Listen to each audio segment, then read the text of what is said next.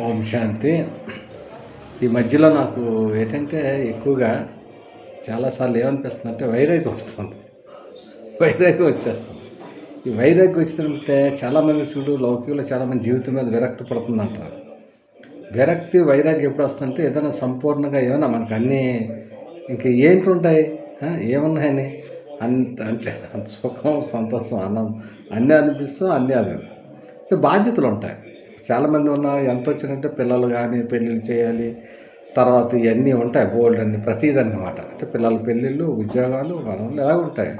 కానీ ఆ చివరిలోకి వచ్చేటప్పుడు చాలామందికి ఏంటంటే వైరాగ్యం వచ్చేస్తుంది. అది మామూలుగా ఒకప్పుడు. ఇప్పుడు ఇప్పుడు ఇప్పుడు ప్రజెంట్లో చూసుకుంటే ఈ ప్రపంచం చూస్తే ఏంటి ప్రపంచం చిత్ర విచిత్రంగా ఉంది. ఈ ఈ చిత్ర విచిత్రంగా ఉంది. అంటే సంతోషానికి, ఆనందానికి, సుఖానికి దీంట్లో ఉండగా దానికి తిరగలేదు.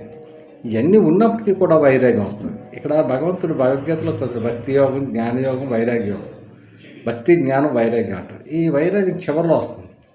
వైరాగ్యం అంటే పాత ప్రపంచం మీద కూడా పరమాత్ముడు వైరాగ్యం పెంచుకోవాలంటే ఎవరు కూడా వైరాగ్యం పెంచుకోవాలి. వైరాగ్యం అది ఆటోమేటిక్గా వస్తుంది.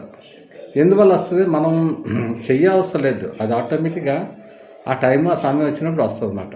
ఇది బేహద్ వైరాగ్యం అంటారు. బేహద్ వైరాగ్యం దేనికి వస్తుందంటే ఆత్మ ఎప్పుడైతే న్యాచురల్టీ వచ్చేసిందో ఆత్మ, ఎందుకంటే మనది అనుకున్నప్పుడు మనం ఉంటాం, మనది కాలేనప్పుడు మనం ఉండం, వెళ్ళిపోని అంటాం. ఏదైనా ఫంక్షన్కి వెళ్ళినా, ఏదైనా దీనికి వెళ్ళినా, పని ఎప్పుడైతే అయిపోయిందో వెంటనే ఇప్పుడు అంతకంటే వద్దు. మన చిన్నపిల్లలు మీరు మన అందరికీ అనుభవం. ఏదైనా ఊరు కానీ ఎక్కడికైనా కానీ మన తోటి తీసుకెళ్ళాం అనుకోని, మనకి ఏదో ఇంపార్టెంట్ మీటింగ్ ఉంటుంది, లేకపోతే ఇంపార్టెంట్ బంధువులు ఉంటారు, ఎవరైనా వచ్చి ఒక 5 నిమిషాలు పోకుండా మాట్లాడేటప్పుడు ఇంకా వాళ్ళు అంతనే లాగేస్తుంటారు. వెళ్ళిపోదాం పద అంటే. ఎందుకంటే ఆయనకి ఇష్టం ఉండదు. అతను ఏదో లోకం పిల్లలకి. ఎందుకంటే ఒక ఆటకి వెళ్ళిపోవాలో ఎక్కడికి వెళ్ళిపోవాలో అంటే పలానా అక్కడికి వెళ్ళిపోయి ఇంకో దగ్గరికి వెళ్ళినా వెళ్ళిపోదాం పద అంటాం. ఇది జనరల్గా మనం చూస్తున్నాం. మా బాల్య చిన్నప్పుడు మాట అయితే వాళ్ళు ఏంటంటే కష్ట సుఖాలు బాధలు అన్నీ చెప్పుకుంటారు. వీళ్ళ ఖర్చు లేదు, ఏంటి ఇవన్నీ మాకెందుకు, మాకొద్దు, మా ఆటలు మా పాటలు కావాలని. అంటే ఎలాగైతే చివరిలోనే మనకి వైరాగ్య స్థితి రావాలి. దీనికే భగవద్గీతలు ఏం చెప్తారంటే నష్టోమోహ స్మృతులద్ద అంట. నష్టోమోహ స్మృతులం అంటే మోహంతో మనం అలా పట్టుకొని ఉంటాం. ఏదంటే ఈ మోహం అనేది ఇది ఒక బంగారు సంఖ్యలు అని చెప్తారు పరమాత్మ. ఇనుప సంఖ్యలు, బంగారు సంఖ్యలు. ఇది మనం పట్టుకున్నాం అంటారు.